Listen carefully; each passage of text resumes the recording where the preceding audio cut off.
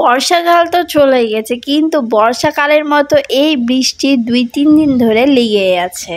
আর সেই সাথে ঝোড়ো হাওয়াও বইছে, উড়ে যাওয়ার মতো একটা অবস্থা।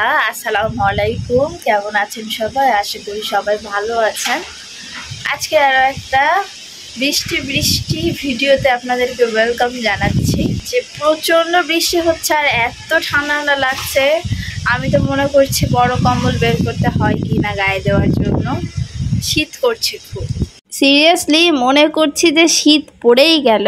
গত 2 দিন তো বিয়ে খেলাম এই ভিজেই, সেই সাথে ঠান্ডাটা প্রচুর লেগেছে।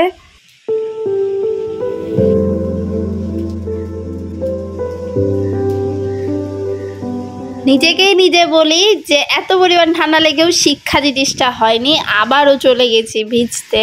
আম্মুর সাথে একটু বাইরে এসেছি এক জায়গাতে কাজে। আম্মুই অন্য মনস্ক হয়ে যে কি দেখছে তা আম্মুই জানে। বৃষ্টি ওয়েদারে কিন্তু অনেক সুন্দর ভিউ দেখতে পাওয়া যায়, ফাঁকা লোকজনও থাকে না, তো সেই রকমই ক্যাপচার করে নিলাম। খুব ভালো লাগছিল।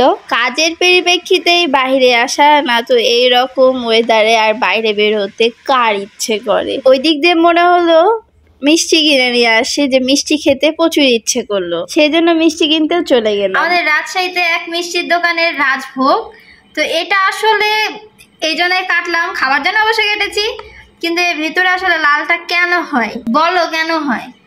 আমি তো ঠিক জানি না আসলে, যারা ভিউয়ার্সরা দেখছে ওনা আসলে যে আপনারা এটা যদি জেনে থাকেন অবশ্যই কমেন্ট করে জানাবেন, তাহলে আমাদের জানা হয়ে যাবে আপনাদের মাধ্যমে। একটু টেস্ট করি, ওকে? করো। রসে ডোবা মিষ্টি আসলে সত্যি অনেক মজা লাগে।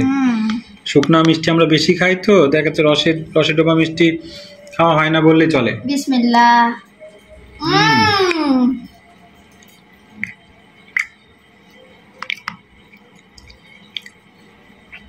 বাহ, হেভি স্বাদ তো। এটা গোটাটাই খাবো এবার, এত কেটে খাবো না, খুবই স্বাদ।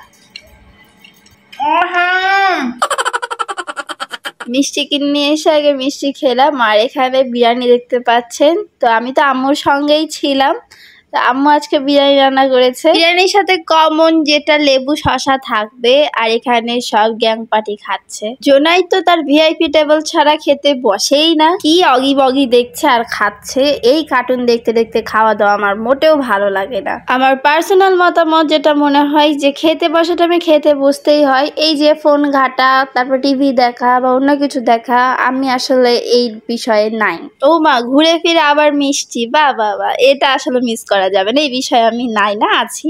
সো আজকের এই ছোট্ট ভিডিওটা কেমন লাগলো অবশ্যই লাইক কমেন্ট করে জানাবেন। আজকে এই পর্যন্ত, সবাই খুব ভালো থাকবেন, আল্লাহ হাফেজ।